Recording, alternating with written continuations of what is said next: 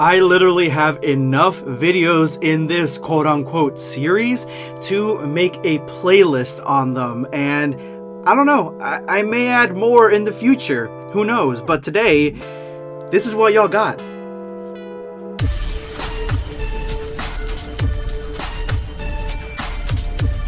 Prepare yourself, Dan Saiyan.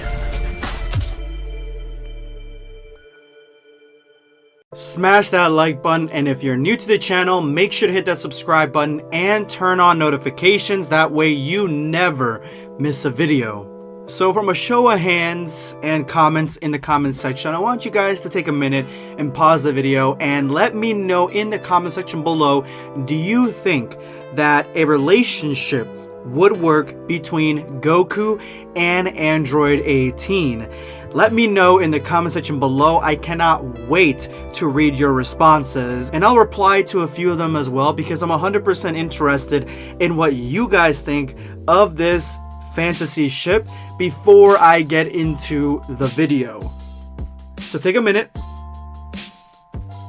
Alright, let's begin. So as I said already in the beginning of the video, I have made a few videos on this quote-unquote series, which was really just me putting together different characters, female characters, and kind of shipping them with Goku to see what would stick and give you guys some really interesting and fun what-if scenarios. And I didn't really think it would get as popular as it did, and I didn't really think that it would blow up or I would continue it as much as I have.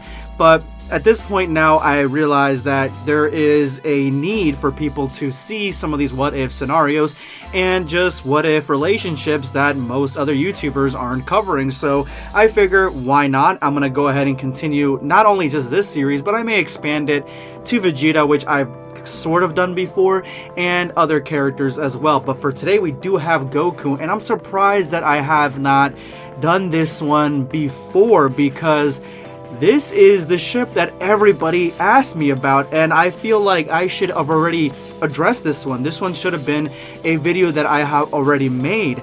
Now, if you are not in the know, if you don't know about my original Dragon Ball fan manga or have been a brand new subscriber and don't know anything about it, well, I have a brand new Dragon Ball fan manga called Dragon Ball Reset. It takes place after the Tournament of Power and essentially has Goku and Android 18 from the Tournament of Power. It places them both in a strange world abandoned by everybody, by themselves, and they must struggle to survive on their own wits and their own capabilities. So that is the series, that is the manga that I have been making. I have 2 videos and 2 chapters out right now, working on the 3rd one as we speak.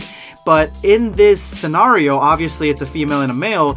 The question does come up, is this going to be a love story? Is 18 going to fall in love with Goku or vice versa? And I got a lot of these questions very early on, and I still get them, like when are they going to hook up? Things like that, and that is not the direction that I'm going with this Dragon Ball fan manga because 18 is the hero of the story. The story is solely focused on her, and Goku is basically along for the ride. So the story of having a love triangle between her, Krillin, and Goku really does not sit well with me, and I honestly am not the biggest fan of love triangles like at all in anything, so I would not really have that. So in Dragon Ball Reset, you will not see that relationship, you will see more of a friendship. But if you were just spitballing and coming up with an idea of them being together, would they be together? Would they make a good couple? And the answer is no. Android 18 likes intelligence, she likes money, and she likes stability. Goku, unfortunately, especially in Dragon Ball Super, doesn't offer any of those things. He doesn't offer really intelligence. He would quickly, and he has quickly, gotten on Android 18's nerves, and he really doesn't have much money until Hercule gives him money, and that money basically is Chi-Chi's money. Chi-Chi's gonna take it, so there isn't much money for her there.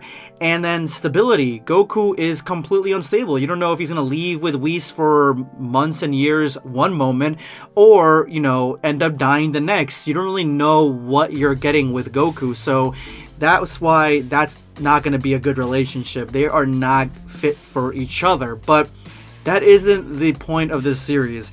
The point of this series is to force them together in a scenario where they may potentially fall in love together.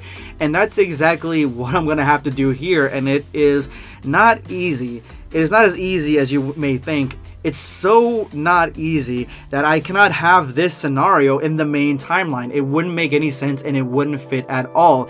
It would have to be in an alternate timeline, but for it to be a good scenario and stay strictly Dragon Ball, you can't just have it be a timeline that I made up where they're already in love, they have a house together, they have a life together. You can't have that. So it would have to be a plausible scenario, and that's what I work with. I work with plausible scenarios, and what I would say is that this story takes place in an alternate timeline, because there are many, an alternate timeline of the future Trunks story. And in this timeline, there is only one change that happens. One change, that is it. Goku does not contract the heart virus. He does not get the heart virus, so he is not terminally ill, and he does not die. That is literally the only difference in this. And so with that being said, Android 18 and Android 17, in my opinion, they destroyed most of society because there was no Goku. Goku was their main target, same as 16. Once Goku was gone, they had nothing else to do, and so they just terrorized humanity. That was the point. With Goku being alive, all their attacks and attention would be solely focused on Goku. So Goku would know about this, and he would try to lure them away from his friends and family, but only once he learned about the fact that they were tracking him down. And he would have to learn a very painful lesson for this to be the case. And what we have here is Android 18 and 17 tracking Goku down to his home. And who's at the home but Chi-Chi and Gohan? Chi-Chi and Gohan are there. Goku is not there because he's out either training or fishing or whatever. You know, he's just relaxing. He's not really paying attention to a threat because there really is no threat. Android 17 and 18 are committing small crimes that would only be local on their way to Goku. They haven't destroyed large cities yet or anything. They're just normal people, essentially, as far as anybody's concerned. So when they get to Chi-Chi's house, they end up killing Chi-Chi and Gohan because they're looking for Goku and they won't tell them where he is. So they kill both of them and then leave to find Goku. Goku comes back, finds Chi-Chi and Gohan dead, and he is completely pissed off. Now, the person that killed both of them is going to be 17. 17's the one that killed them. That's the only real way they were going to get the scenario off the ground. Goku eventually finds out that they're targeting him, so he, instead of having the Z Fighters help him because he realizes that they're too powerful, he ends up directing both of them to a secluded area, and he fights both of them only to lose. And 17, instead of killing him, decides to capture him because that is their prime vocal point. That is what their prime directive is. And if their prime directive from Dr. Gero, which 17 and 18 detest, is to kill Goku, they may not kill him right away. They may savor the moment and, you know, put off this murdering and basically spit in the face of Dr. Gero. And so that may be what ends up happening. And while Goku is a hostage, 17 tells him that he is the one that killed his family, just to piss Goku off even more. Goku is completely destroyed at this point, emotionally, with everything. He realizes that yes, he can bring back everybody with the Dragon Balls. That's why he told Piccolo and Dende to go into hiding. But he is still really hurt that his family died alone without him being there, of course, like anybody else would be. And his sorrow and sadness and grief ends up touching 18 a little bit. Like, emotionally, she starts realizing that maybe this is not the right way to do it because they're keeping him hostage, and they start seeing the effects. Instead of just killing and moving on, they see the effects of what murdering people actually does to people's psychology and what it's doing to Goku. Eventually, Goku pulls toward 18 because 18 starts being a little bit nicer to Goku and, you know, giving him food or whatever, trying to get him to drink, being a very hospitable guard. And Goku ends up reaching out to 18's humanity, and they end up having long conversations where they start getting feelings for each other. 18 starts realizing that this is wrong what they're doing, and that's when, after months of this happening, after months of them kidnapping Goku, 17 gets aboard with this whole scenario. So he tells 18 that he's going to destroy the city that's nearby because he's going to have fun there and he's got to lay off some steam. When he comes back, he is going to kill Goku, and 18 doesn't believe that 17 is capable of doing such a thing.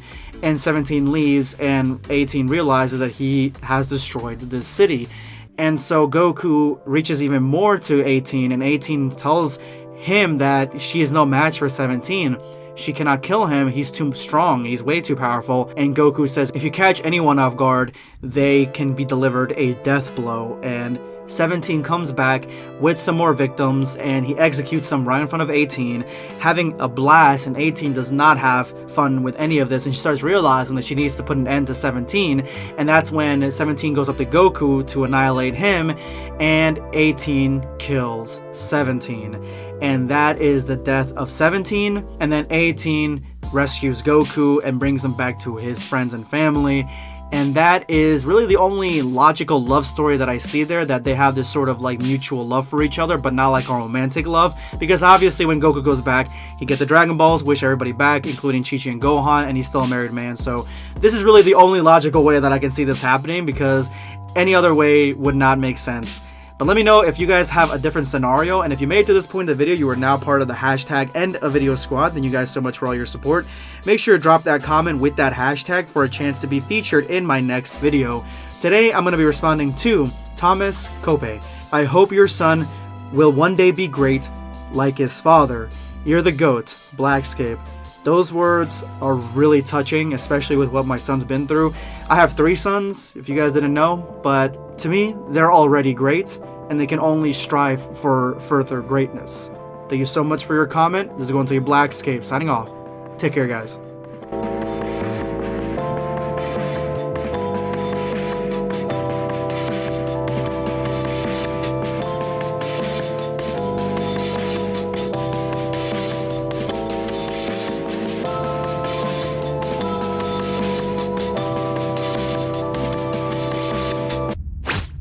Subscribe for more content.